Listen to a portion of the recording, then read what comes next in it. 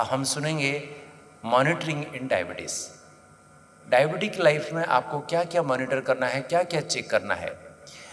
आप देखिए, ये शिविर में सब कुछ भूल जाते हो तो भूल जाओ भले, लेकिन एक शब्द नहीं भूलना। वो शब्द है DIET। क्या बताया? DIET।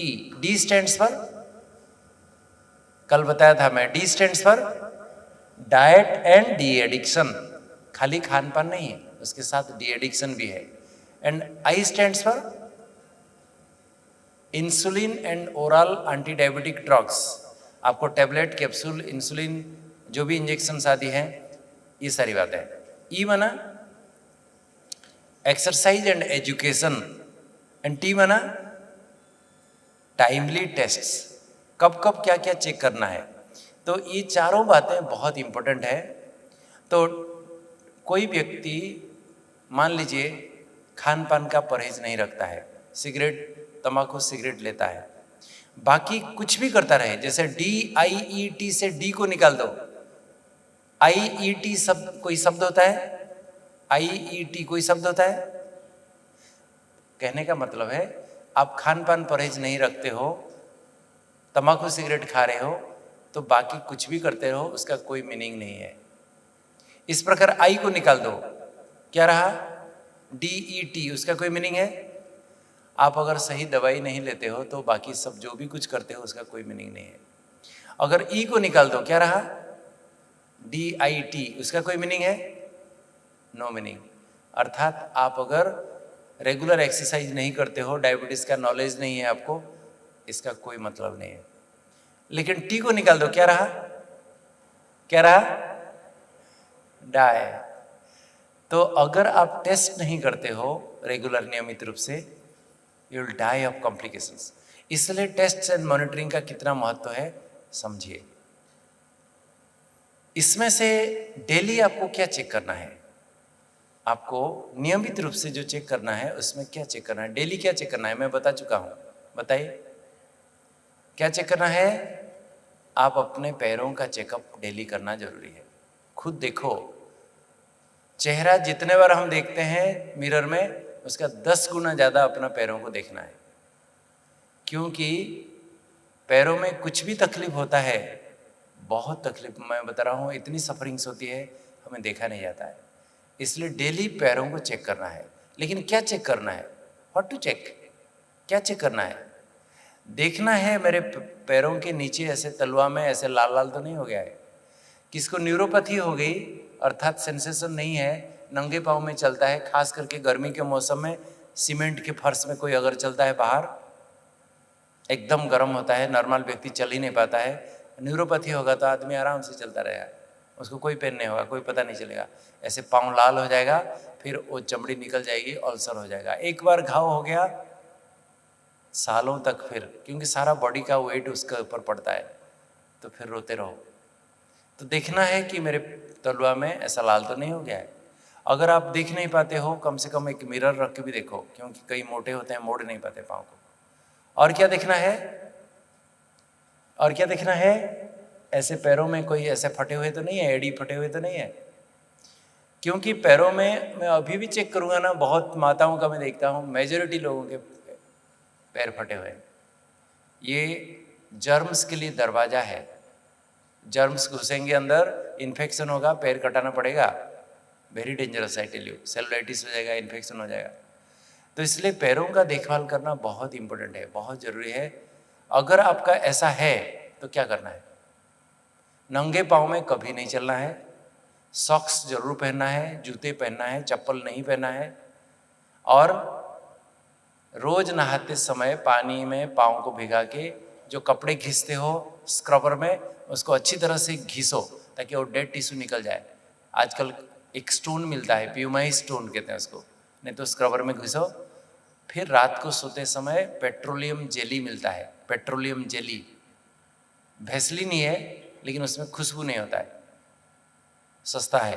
तो पेट्रोलियम जेली आप मेडिसिन स्टोर में मिल सकता है, किराना स्टोर में मिलता है, हार्डवेयर स्टोर में भी मिलता है। आप आधा लीटर 1 लीटर का बॉक्स ले आइए, सस्ता है, कितने लंबे समय तक यूज करो। रात को सोते समय अच्छी तरह से पाँव में घिस करके लगा के सोना है। सवेरे भी नहाने के धोने के बाद भी पोंछ पाछ करके सवेरे भी लगा सकते हो, ज़्यादा फटा हुआ है तो ठीक हो जाएगा। मैं क्यों कह रहा हूँ, मेरे पास कई ऐसे पेशेंट आए हैं, ऐसे पैर फटा हुआ नंगे पाँव में घूम के आए, इन्फेक्शन हो गया, लाखों रुपया खर्च करना पड़ा, आईसीयू में हाईएस्ट एंटीबायोटिक दे के बचाया। तो डेंजरस है, नंगे पाँव में नहीं चलना है, ऐसा पैर नहीं फटना चाहिए। ठीक है, यस, देखेंगे सभी, चेक करेंगे। अब देखना कहीं भी ऐसा क्रैक नहीं होना चाहिए। और क्या देखना है, ऐसे फफोले तो नहीं हो गए। टाइट शूज जो पहनते हैं ऐसा हो जाता है, टाइट शूज नहीं पहनना है। आपके हमेशा जूते चप्पल खरीदते हो तो इवनिंग टाइम में, आफ्टरनून में खरीदो। सवेरे सवेरे सो के जब उठते हैं हमारा पाँव सिकुड़ा हुआ रहता है, उस समय अगर जूते चप्पल खरीदेंगे तो शाम को टाइट हो सकता है।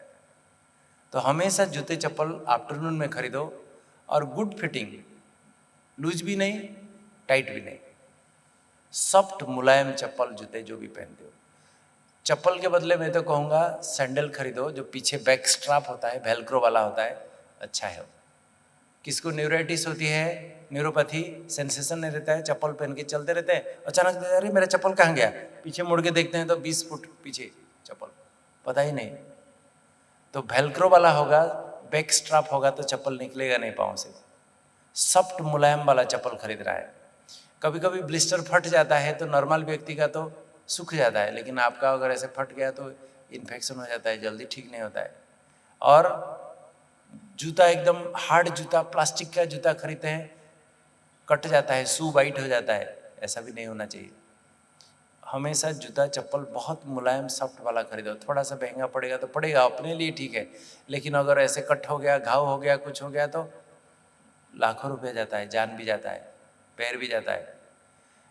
पाँव के नीचे कभी कभी ऐसे कैलोसिटीज हो जाते हैं, जो नंगे पाँव में चलते हैं, हार्ड प्लास्टिक जूते चप्पल पहनते हैं, ऐसे पत्थर जैसा हो जाता है, बिल्कुल एकदम पत्थर जैसा हो जाता है, इसको कैलोसिटी कहते हैं।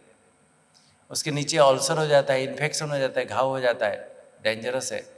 जो टाइट जूते पहनते हैं, चप्पल पहनते हैं, टो बॉक्स के अंदर देखो ऐसे पाँव मुड़ जाता है, जिसको हैमर टो कहते हैं, फिर कॉर्न कैलोसिटीज हो जाती है, ये डेंजरस है, नहीं होना चाहिए।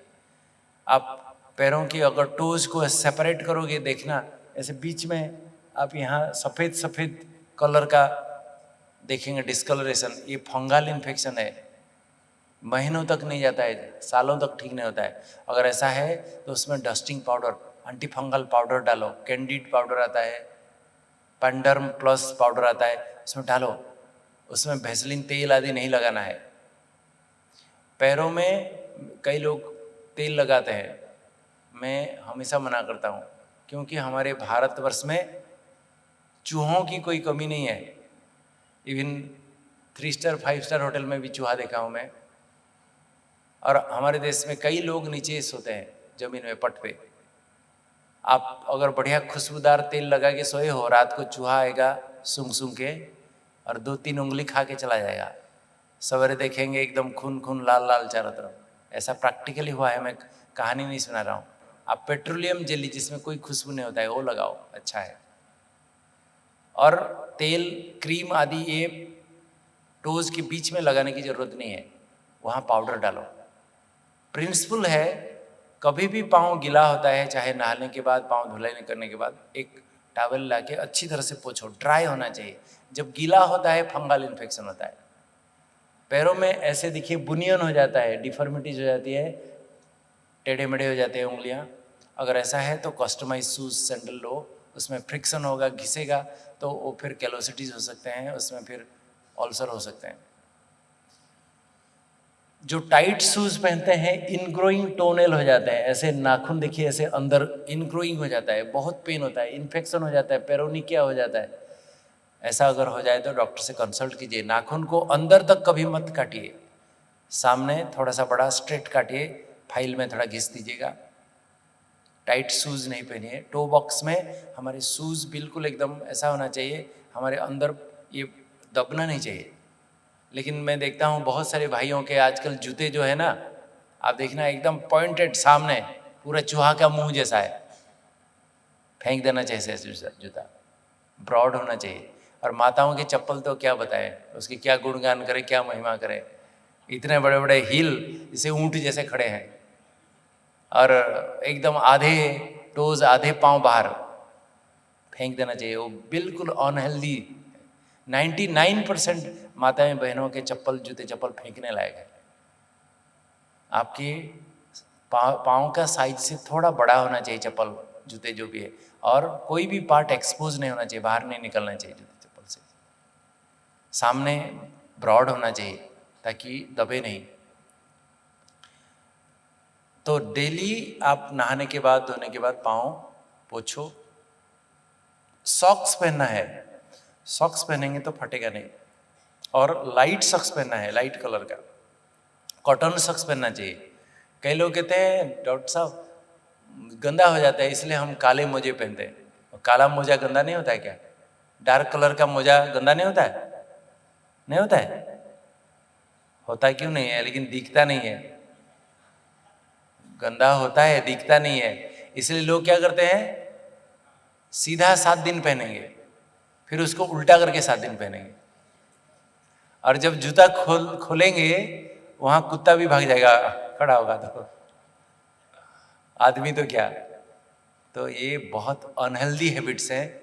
इसलिए सफ़ेद कलर का इसलिए बोल रहा हूँ कि आप डेली उसको धुलाई करेंगे, और वहाँ कहीं आपके पाँव में खरोच है, कहीं एब्रेजन है, कुछ है, तो वहाँ स्टेन लगेगा तो दिखेगा आपको, अरे मेरे पाँव में कुछ हो गया। काले कलर का दिखेगा नहीं, कुछ स्टेन होगा, कुछ होगा तो नहीं। डार्क कलर का नहीं पहनना है, सफ़ेद कलर का पहनना है, लाइट कलर का पहनना है। पैरों को अच्छी तरह से स्वच्छ रखना है, पोंछना है अच्छी तरह से। मिरर में तलवा देखना है, अगर नहीं दिखता है हर पार्ट मिरर में देख के पता चलेगा आपको। डेली चेकिंग करना जरूरी है, ठीक है? क्लियर? तो पाँव का देखभाल करेंगे सभी? यस। एक बार पाँव में कोई प्रॉब्लम हुआ, अगर एक पाँव कटा, मैं आपको बता रहा हूँ, बी केयरफुल। हमने देखा है अगर किसी डायबिटीज पेशेंट का एक पाँव किसी कारण से कट गया, दूसरे पाँव कटने में कोई देरी नहीं लगती है, 2-3 साल के अंदर कटेगा ही एक पाँव, दूसरे पाँव भी 100%। फिर व्हील चेयर में सारा जीवन बिताना पड़ता है। तो अपने पैरों को थोड़ा देखिए, क्योंकि आप देखिए तो सारा शरीर का वजन ढो ढो के बेचारा सारा जीवन चलता है। आपको पता है हम सारे जीवन जितना चलते हैं, इस अगर कंटिन्यूसली चलें, सारे वर्ल्ड को 4 बार हम प्रदक्षिणा कर लेंगे, इतना चलते हैं सारे वर्ल्ड को, पूरा ट्रैवल सारे लाइफ में एक मनुष्य इतना चलता है। तो हमारे पैर को हम कितना देखना चाहिए, कैसा देखना चाहिए? पैरों तो ऐसे होना चाहिए, पैरों का संभाल, ताकि गुरुओं के चरण कोई धो के पानी पी जाए, चरणामृत कह के। देवी देवताओं के चरण गुरुओं के चरण जैसे होते हैं, पाँव हमारा ऐसा होना चाहिए।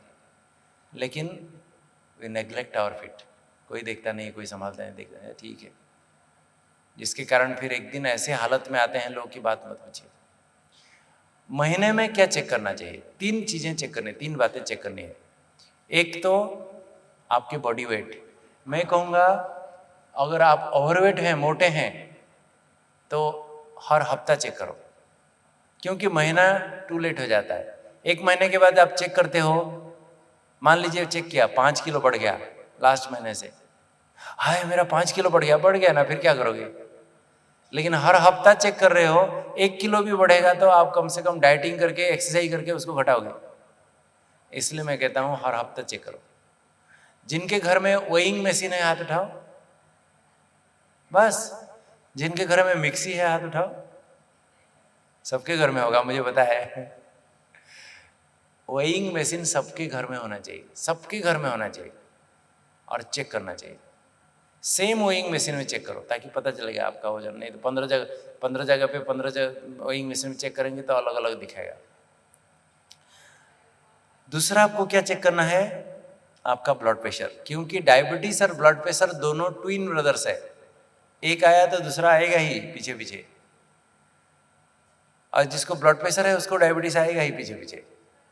तो इसलिए ब्लड प्रेशर, ब्लड शुगर जितना इंपॉर्टेंट है, ब्लड प्रेशर भी उतना इंपॉर्टेंट है। महीने में 1 बार अपना ब्लड प्रेशर भी चेक करना चाहिए। जिनके घर में ब्लड प्रेशर मापने का मशीन है हाथ उठाइए, बस। सबको रखना चाहिए, लेकिन इसका प्रिंसिपल कुछ है। इलेक्ट्रॉनिक्स डिवाइस है, ठीक से नहीं मेजर करेंगे तो वो करेक्ट रीडिंग नहीं देता है। हमेशा एक चेयर में बैठना जरूरी है।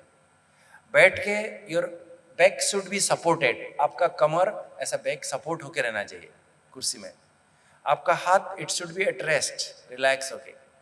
और जो इसका कफ जो बांधना है, आपका एल्बो जॉइंट जो है, इससे 2 उंगली छोड़ दो, उसके ऊपर बांधो।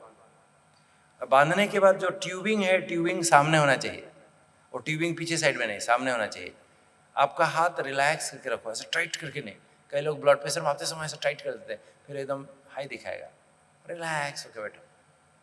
तो your back should be supported, your hand should be at rest, the cup should be 2 fingers above the elbows and the tubing should be in the front, और रिलैक्स, तो ही सही रिपोर्ट दिखाएगा।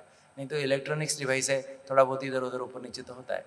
बीच बीच में आप क्रॉस चेकिंग करा सकते हो आपके फैमिली फिजिशियन से, डॉक्टर से, कि ठीक है कि नहीं। मॉर्निंग इवनिंग 2 बार चेक करना चाहिए, ताकि डायरेनल वेरिएशन होता है कईयों का।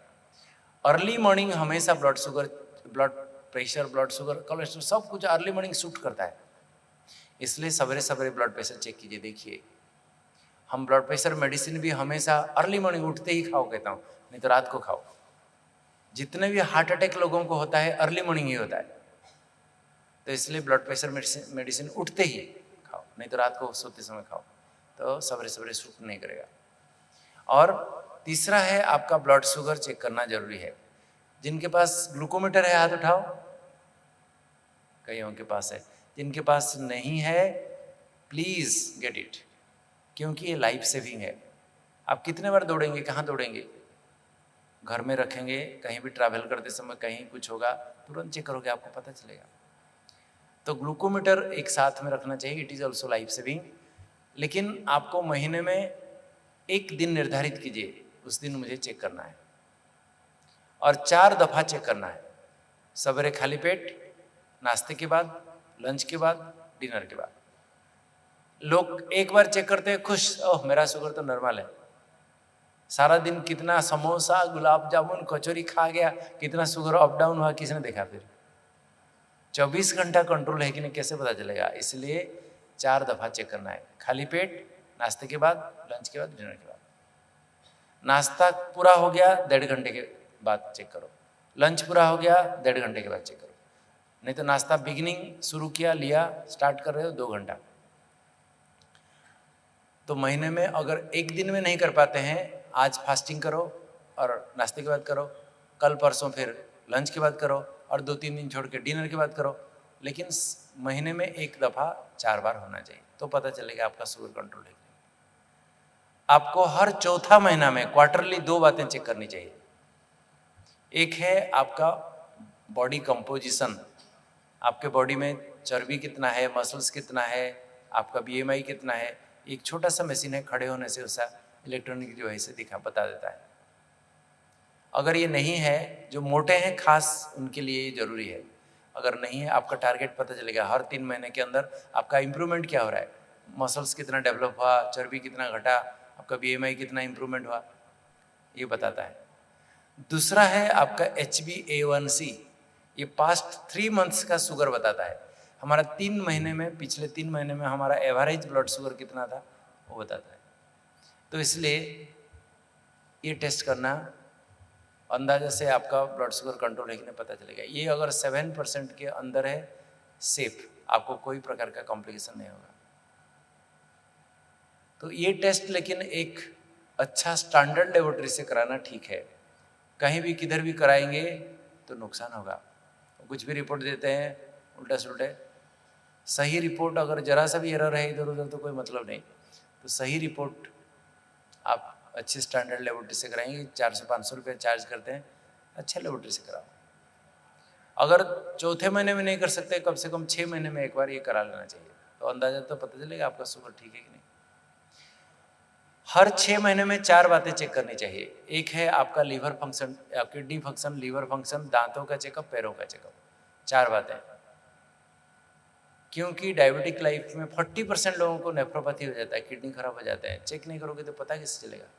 तो आपका ब्लड से, आपका यूरिन चेक करने से पता चलेगा किडनी सही सलामत है कि नहीं। लीवर भी, कई लोगों का लीवर खराब हो जाता है, उसमें फैटी इन्फिल्ट्रेशन हो जाता है, और कई प्रॉब्लम शुरू हो सकता है, तो चेक करेंगे तो पता चलेगा।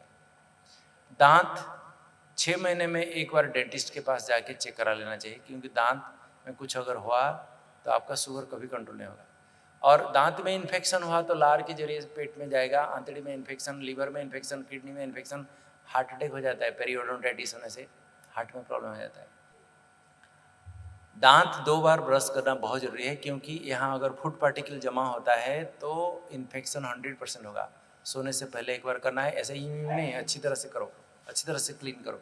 आप डेंटिस्ट को पूछो, बता देंगे कैसे एक्चुअली करना चाहिए। और पैरों का चेकअप आप खुद तो डेली करेंगे ही, लेकिन हमारे पास कई मशीन से अर्ली न्यूरोपैथी से डिटेक्ट हो जाता है, हम मशीन से चेक करते हैं। साल में एक बार अपना कंप्लीट चेकअप करना चाहिए, कंप्लीट चेकअप।